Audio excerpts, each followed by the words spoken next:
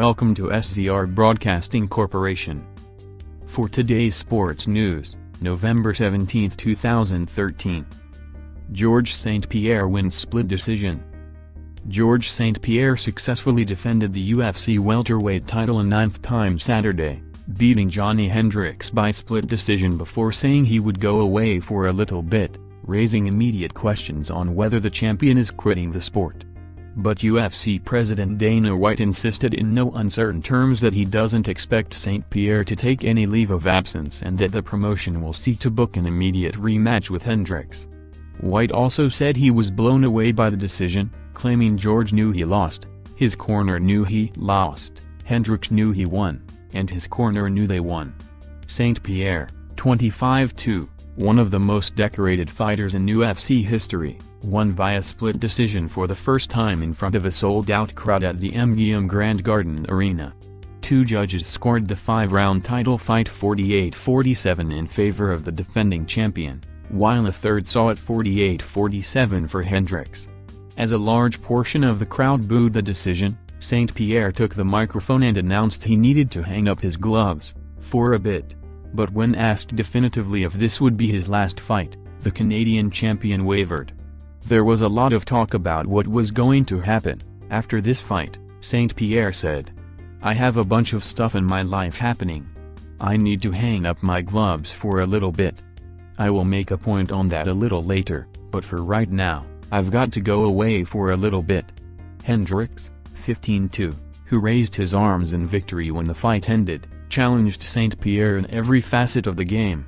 He hurt him several times with his signature left hand and scored key takedowns in the third and fourth rounds. A former NCAA wrestling champion at Oklahoma State University, Hendricks collapsed when the scores were read. I thought I clearly won the fight, he said. Hendricks expressed no interest in whether St-Pierre retires. I don't care about George, Hendricks said. That's what I've said from the very get-go. I beat him anyway. I just want the belt. That UFC belt, right in front of me. That's the only thing pushing me, motivating me. I don't care who has it or who doesn't. I need to get that. That's really my drive. I thought I got it tonight, but I guess I didn't. White, speaking at his post-fight news conference, said he believed St-Pierre would be available to compete again within his typical time frame. He wants to fight, said White, following a brief closed-door meeting with St-Pierre. This isn't about fighting. It really isn't about fighting or retiring. It's a personal problem that has him very, very upset right now, and I'm very confident we can work it out. White said he thought the governor of Nevada should intervene and clean up the state's athletic commission. Nevada is a very scary place, White said.